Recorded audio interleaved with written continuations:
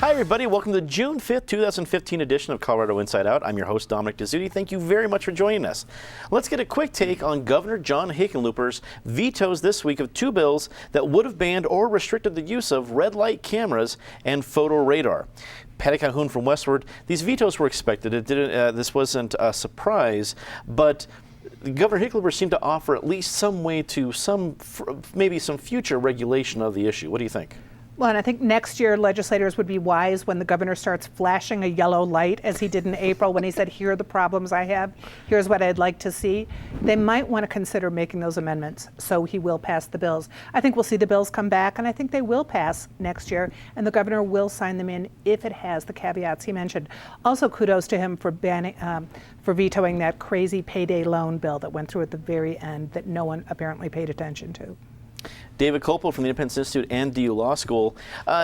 What do you think of Hickenlooper's ideas to, not amend these bills, these are already vetoed, but to come back at this issue next year? Well, and I think one of the sponsors has already said he looks forward to working with the governor to do something that the governor will sign, which he said they should be restricted to construction zones and school zones, and they should not be used as a revenue-raising source. And I think that's a good first step, and as what you do in politics is when you have a governor who is obstructionist on full reform, well, if you can pass partial reform, that you do that while you can, and I look forward to that happening. It's of all the controversial things that have come to his desk, it is interesting to see that this is one of the very, very few that provokes his veto pen. So I think know where his core is in protecting municipal government from civil libertarians. Ed Sealer from the Denver Business Journal. Governor Hickenlooper, governor now, but he's a former mayor, so people saw this for a while that he wasn't going to go against what a lot of other mayors and city officials thought was a good idea. But are you surprised that the legislators didn't amend the bills and just pass them as is if they probably thought a veto was coming? You know, this was not a session when there was a lot of amending of bills going on. This was a session when you were running them through. If it died, it died. Great, you still make a political point. And if it passed, well, hey, great, surprise. Something actually went through both chambers. It's interesting to see the groups that hold the most sway with Hickenlooper, and the Colorado Municipal League is certainly one of them. You know, as a 7-year mayor, he understands what it means to run a city. And the reason I mention that is not that this veto was surprising, but it was so surprising then that he actually signed urban renewal reform into law less than a week beforehand, when the Municipal League had come out, and even banks had come out and say, if you sign this, we're going to stop funding urban renewal projects. So it's just very interesting. This one wasn't a surprise, but it's very interesting to see he actually did buck maybe his most consistent supporter in the Municipal League. And Ben Gill, public affairs consultant, first time to the table, so we appreciate you being here. Wrap it up for us. You know, I think, as they all alluded to, it wasn't any surprise, and I think given the governor's history as being a mayor, he does tend to defer to local control. Everybody knew that he asked for certain amendments that didn't get created, so no shock. I think, to Ed's point about the legislation that he signed the week before, you know, my view of that is that it has less publicity. The ticket issue is something that's been coming up year after year. There's a lot of noise about it, and I think he would have gotten a lot more scrutiny for letting that one go through as opposed to the urban renewal bill. In a long-negotiated deal over the development of an Airtropolis near DIA, the City of Denver has agreed to pay Adams County $10 million up front to begin construction on 1,500 acres of land. Tax revenues from the area will be split evenly between Denver and Adams County, and DIA will retain the revenue from land leases. Patty, this was another one that a couple years ago was on the brink of disaster, with the two Adams County threatening to sue Denver because of the violation of the 98 agreement about 88 agreement. Yes, 88 agreement about how DIA and the land was set up. Was the final result of negotiation surprising? Surprising that it maybe surprising in that it was so successful. I think they came up with a fairly good solution. there's so many lessons here for us. One is remembering what it was like in 1988, even just to get this agreement through. You remember Governor Roy Romer went around eating oatmeal to convince Adams County and the other counties that this was a good idea. They didn't want Denver to annex land. We had to take it to a vote. That 1988 agreement was very, very carefully parsed out. So the first thing Hancock should have done when he decided he wanted to push his Aerotropolis was maybe go back and reread that document and realize just how carefully written that document was, how many lawyers had signed off on it. And so that's the outcry was, it was a pretty ironclad document. Adams County and Aurora have obviously gained a lot of power, a lot of financial power, a lot of clout since 1988. Those are growing areas, and they fought back, and that's why Denver had to spend a lot of time to work out an agreement that will ultimately work out for everyone, assuming we all vote for it and Romer's still around to eat oatmeal. David, Patty alludes to that part that while the cities have agreed to this in form, the voters in Adams County and in Denver have to officially approve this November 3rd. Do you think there's any problem with it being passed by voters in this fall? Sure. I think Denver and Adams County governments worked out a fair arrangement between themselves. As Patty said, the mayor, Hancock, got off to a bad start by unilaterally announcing things that were very contrary to the agreement, but they ultimately negotiated something that's fine for Denver and Adams in revenue sharing. But how much are the taxpayers going to be on the hook? How much, rather than just opening up land that's in some ways desirable because it's near a big airport for development, how much are the developers going to be subsidized by the taxpayers? Why should a person in Denver or Adams County have to pay money to somebody who's building a business out there? So how much corporate welfare is going to be in it? We know it's going to be fair of Denver from county to county. We don't know whether it's going to be fair to the taxpayers yet. And the split between the revenue, not the revenues, but the taxes going to Adams County and Denver seemed pretty fair. That part of the negotiation seemed a natural result. The $10 million up front almost seemed like a fee that Denver's having to pay because they stepped in it the wrong way. I don't know. I wasn't in there. It's just a personal opinion. As you look at what we've seen so far in the negotiations, what do you think? I was a little surprised at that one, too. But I don't know that Hancock approaching it the way he did brings about that fee. I think maybe that's something they demand anyway. I mean, Adams County seems to be the poster child of, Denver has had so much success since the recession, but not all of us are doing well. And this almost seemed to be kind of Denver's contribution to help out their economy. Either way, though, it's going to be worth it. This is, and when there was a major airport conference that was here in November, and people from other areas talked about this, especially the Dallas-Fort Worth area. This is going to be a major contributor to the economy if they can pull this off, right? We're talking tens of millions of dollars in tax revenue, not just going to governments, regardless, all the money that's going to be going through the private economy that comes in. So I think at some point, if Hancock realized I got stuff on a bad foot, he was probably going to be willing to pay any price to continue this going, especially since it really looks at this point like the airport is going to be his legacy. I know he's only 5 years in, but this is where he's doing the most good, making the most change in his as a mayor, and so I think $10 million in the end might be seen as a low price. Ben, Mayor Hancock walked in for his first term and quickly put the Aerotropolis as his goal and a big part of what he thought would be his legacy, and ran right into a wall when it comes to this agreement. Now that it seemingly is opened up again upon approval from the voters, do you think this will seal a major benefit for his legacy? I think there's no question, and as Ed alluded to, there's huge opportunity at the airport. Even though it's 20 years old, it's still the newest airport in the United States. And one of the things that is sort of granular but is important to note is that there's huge opportunity for runway expansion still at the airport, and that the plan that they've developed around this is, first of all, it's important to note that this is Airport City and not Aerotropolis. We're talking about the 53 square miles that's the airport footprint itself. And the plan that they've developed is about attracting businesses that wouldn't be here that need instant delivery capability. So this is a huge deal for the city of Denver and for the entire region. So there's no question, as Ed said, we're going to recapture all that money. The $10 million may seem like a big ticket up front, but at the end of the day, it's going to be a drop in the bucket compared to what we see coming back. And I do think it will do a lot for the mayor's legacy and, frankly, a lot for the city, especially when you look at what's happening at Union Station. There's going to be 4 light rail stops on the airport footprint, which is incredibly important, and that's where the nodes of development are going to be, and that's what the plan calls for, is for the development to be around the transit nodes. So I think it's going to be a huge opportunity. I think we're going to see massive economic development, and I think it's a great idea to really open up the engine that is the airport. Congressman Mike Coffman announced this week that he will not be running for U.S. Senate against Michael Bennet in 2016. Many saw Coffman as Bennett's highest profile GOP opponent, especially when John Suthers was recently elected as the new mayor of Colorado Springs. David, this somewhat surprised me because I thought, as I think a lot of people did, that Coffman was really the guy who could probably take on Bennet. It would still be a very tight race. There was no shoe-in, but be pretty competitive, especially with how we saw Cory Gardner be successful in 2014. But perhaps there's another Coffman in the wings that could serve as even a better opponent for Bennet in 2016. What do you think? Right. Mrs. Coffman, who, of course, is our Attorney General. Cory Gardner, in the summer of 2013, said he wasn't going to run for U.S. Senate. So I don't think we can and I believe Mrs. Clinton repeatedly said she wasn't going to run for president. So we can't conclusively rule out Coffman, because things can change.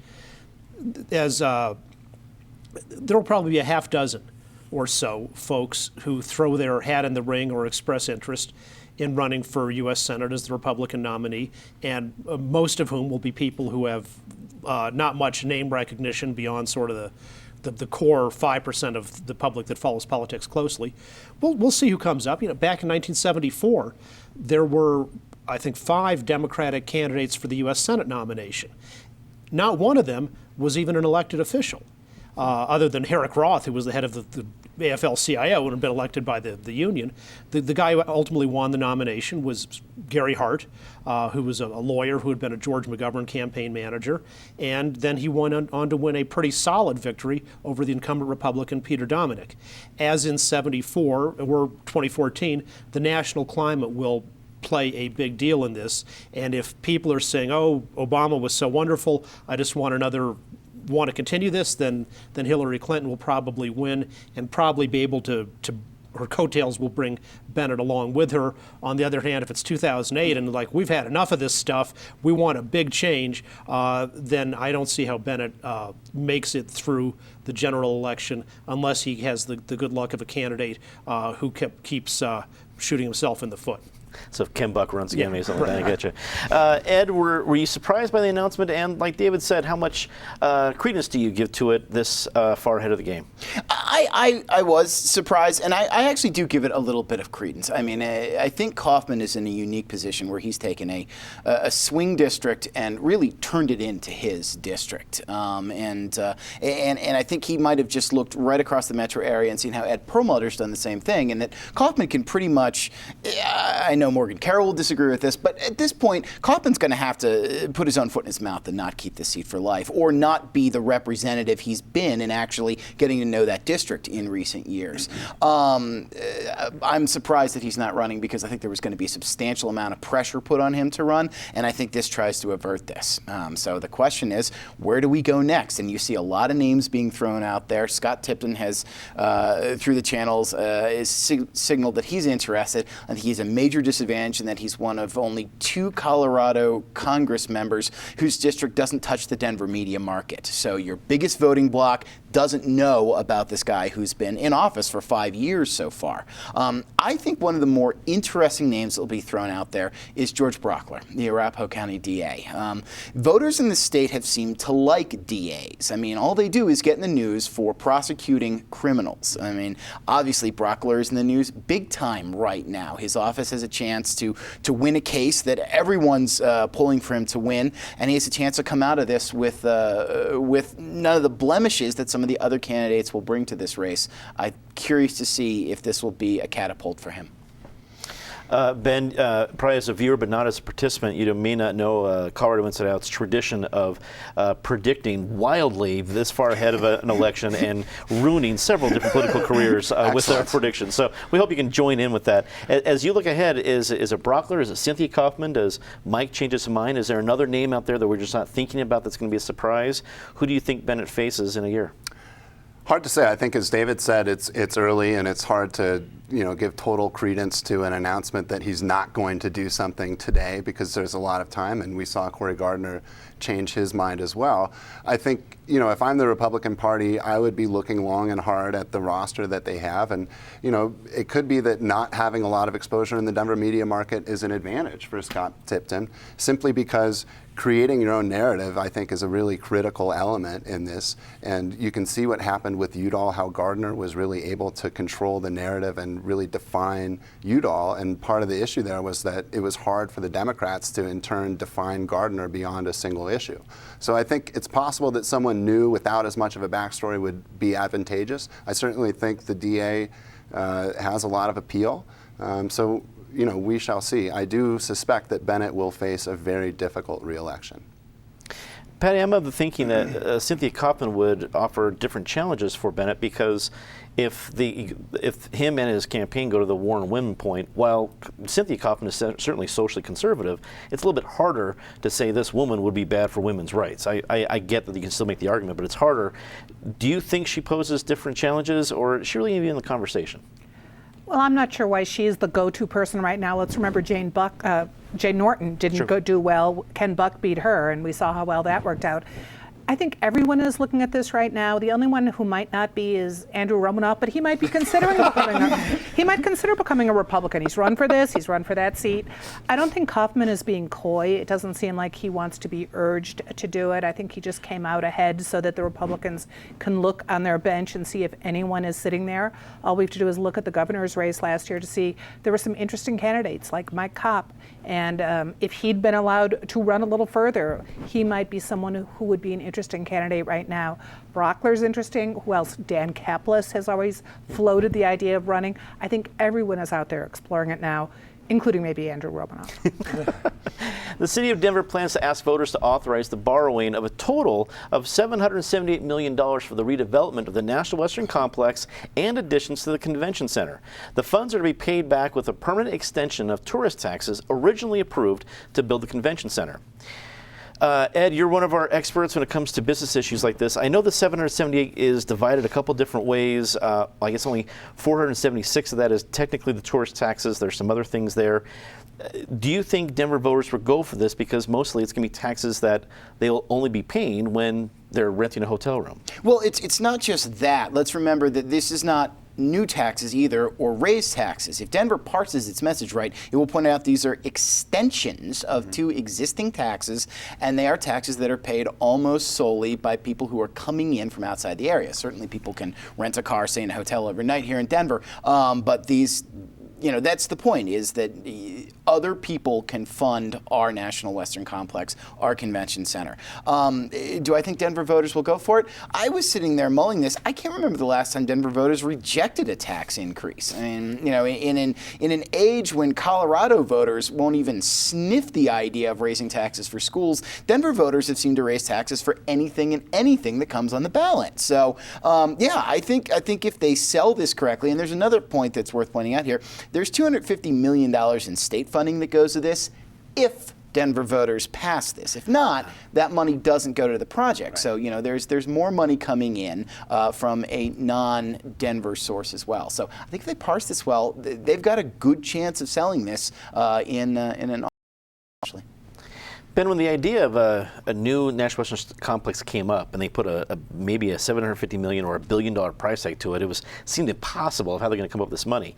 Now we're starting to see some of the strategy, and while it's certainly not done, there's a long way to the finish line. What do you think the odds are that we're going to see this full complex expansion built? Well, I think that they've got a long way to go in articulating what exactly they're going to build. There's also a fair amount of work to do to articulate what the authority is that will manage that money and control the process, and I think that those are things that need to be defined. I think, as Ed pointed out, that if the city frames this correctly, that taxpayers will likely go for it. It is an extension of a tax, and it's one that is usually called a visitor's tax, which is, I think, pretty easy for people to swallow. I think that this is another really critical infrastructure investment that can also be a big part of the mayor's legacy. When you talk about the stock show, you're really talking about connecting a part of North Denver to the rest of the city that has been sort of cut off. So this investment is really critical for the future of the city, and talk about connecting. It will go from downtown to the stock show to the airport. So it's all interconnected, and I think it will pass. I think that it will be an important part of the mayor's legacy moving forward if he does it right. But there's, as we've said, there's a lot of work to be done to define what's going to happen. One of the issues with it, as I see it, is that none of the money that's being put up is going to be invested in land that's owned by the city today. So that's a potential problem. The lack of an authority is an issue. So there's a lot to unpack still, but I do think it will happen. I think it will be positive for the city. Patty, it's a big part of the city, but I think still many Denverites, at least many people who live outside of the city proper, see this as a really important piece of land 3 weeks a year. And then the rest of the time, not so much. Is that going to impact these plans as the city moves forward? Well, the city is going to try very hard not to let it impact, and so they're doing things like having Riot Fest there in August, so that everyone understands you can riot and you can, go see cows there in January. So they're trying to make it look like it's going to be a big festival center, be a year-round thing. They're also sweetening the pot. Some of that lodger's tax, $100 million, will go to convention center expansion, so that downtown isn't upset by what's going to be. There will be a real center that'll take activities away from downtown, although they're supposed to work together. Remember, a lot of this got set in motion again because of Aurora and Adams County when the whole Gaylord project came up. I just think our ballot in November is going to be very complicated, trying to understand the airport deal, trying to explain this deal, and anyone who's ever had a visitor come to their house after renting a car at DIA and they start screaming about the fees, it's not a minor amount, and of course everyone in Colorado coming for the stock show will be paying for those fees. It's just the people in Denver who can go home to sleep won't be. So it's going to be challenging. Probably it'll pass, but people may wonder why this and no other project. David, I think Patty makes a good point. The total tax, I think right now it can be off a little bit here, but I think the car rental tax is at 14.75, so almost 15%, and the hotel is a little bit over 11%. That's pretty high taxes if you just say that. Do you think people are going to look that far into the fine print? Well, when you raise tourism taxes, on the one hand, it's easy because the voters aren't paying them. On the other hand, there's a limit for how high you can go. I mean, New Orleans has huge tourism taxes, but there's a limit on even there, even though they're such a destination city. If you bring them up too much, you start driving away the conventions where they say, oh, our members only are going to have a budget of so much, and this tax puts us over the top, so we're going to look at another city which has lower hotel rates and lower taxes. To make the tax permanent for this means you can't then, in the future, vote to decide to have the tourism tax money go for something else. You're putting the convention center and the National Western Stock Show on a permanent welfare system, meaning those revenues can never be used for non-welfare purposes. Patty talked about reading the actual agreement involving the airport. How about the one on the National Western Stock Show where they got their last round of welfare in exchange for them taking the responsibility of maintenance and upgrades for that facility, which they breached? I don't think you should continue giving welfare on a permanent basis to recipients who won't live up to their own solemn responsibility commitments. Let's get to our favorite part of the show, Disgrace of the Week. Patty, as always, start us off. I'm going to return to Mother Nature, who I've been complaining about, but this week she has gone off the charts, and especially when you think about the weekend where you have something like the People's Fair, which is a Denver institution that everyone bring their umbrellas and probably a pith helmet to ward off the hail. David.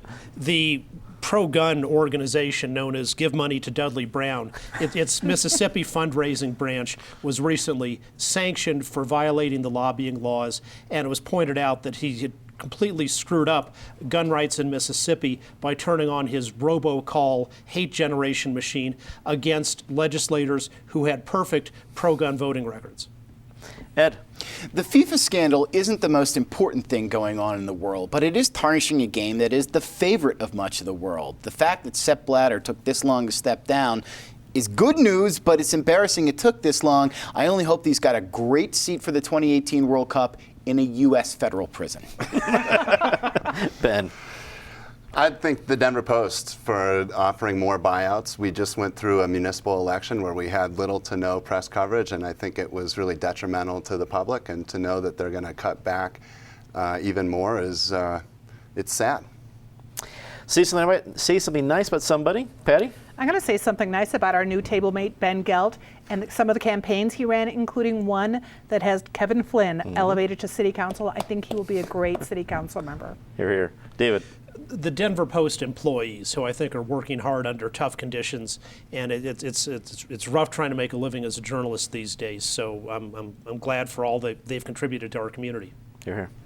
Noodles & Company will open up its first international store on Tuesday. And, you know, this is cute, but it's really expands Colorado's growing reputation as one of the fast casual capitals of the world. This is going to be the fourth chain that we've had that's headquartered in Colorado growing outside the country. I'm assuming from your clever tweet it's going to Canada, right? Yes. Yes. Nicely done. Ben? Well, thank you, Patty, for recognizing Kevin Flynn. He asked me to as well. I wanted to actually recognize Rep. John Buckner, who passed away.